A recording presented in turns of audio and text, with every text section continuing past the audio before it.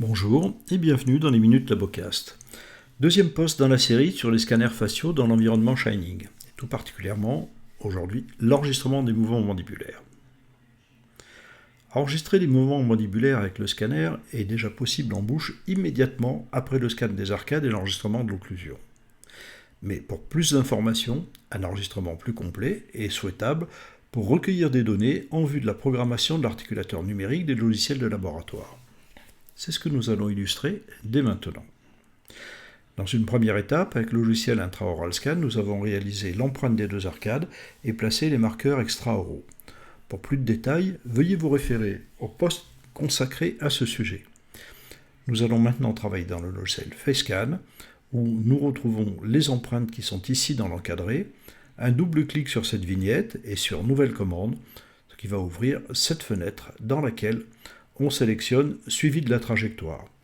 Les arcades ont été automatiquement importées et on choisit plutôt pilier que les arcades.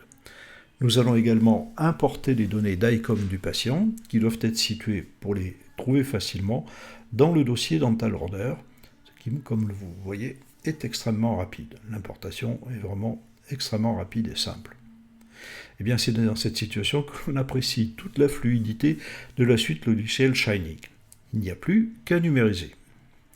Dans cet exemple, nous allons utiliser les plaquettes extraorales, un petit rappel de leur préparation. Il faut indiquer au logiciel le nombre de marqueurs qu'il aura à retrouver, 4 en haut, 4 en bas. Devant le scanner, le patient est placé. Il retrouve la quantité de marqueurs, 8. La reconnaissance est terminée pour les marqueurs. Ensuite, la reconnaissance est terminée pour tous les points, reconnaissance faciale, les marqueurs et la distance appropriée. Le logiciel peut donc commander le démarrage automatique de la numérisation faciale. Donc le sujet va se déplacer de gauche à droite, en haut, en bas, pour numériser la face entière. Voilà, les capteurs ont bien été repérés avec une corrélation parfaite. Maintenant, nous allons commencer l'enregistrement des mouvements. On commence par un mouvement d'ouverture-fermeture. Il est demandé au sujet de réaliser un seul mouvement, une ouverture, et on revient en OIM. Mouvement de propulsion maintenant, et vous voyez la synchronisation parfaite avec ce qui se passe sur le patient.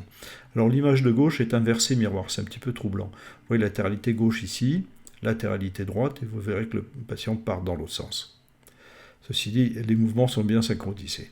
On peut également choisir d'enregistrer des mouvements un petit peu différents, comme ici le mouvement de Pocel, qui correspond à un mouvement de propulsion, ouverture maximale, retour vers l'occlusion, latéralité d'un côté, ouverture maximale, retour en occlusion, donc on fait les deux côtés, et ensuite rétrusion jusque vers la relation centrée. Ceci est destiné à enregistrer les mouvements limites du patient. Donc voilà comment ça se passe, propulsion, ouverture, retour en occlusion, latéralité gauche, ouverture, latéralité droite, ouverture, retour en occlusion et rétrusion. Donc on peut ainsi choisir divers mouvements enregistrés et on aura une vue complète de la possibilité de cette machine. Donc reproduction ici du mouvement de Pocel qui vient d'être enregistré et nous verrons dans un second temps les tracés qui seront associés. Il reste maintenant à numériser la face du patient au repos, ce qui permettra de la corréler avec la face munie des deux plaquettes extraorales. Et ça a tout son intérêt quand on va placer les repères faciaux pour orienter les plans de référence. Donc voici la première face avec les capteurs. On va demander la superposition avec la face au repos. Ce se fait automatiquement, quelques instants. Et là, comme les lèvres ne sont pas trop déplacées, il n'y a pas d'obtraguette, la superposition est très importante sur toute la face. Donc voilà, c'est terminé pour cette étape-là.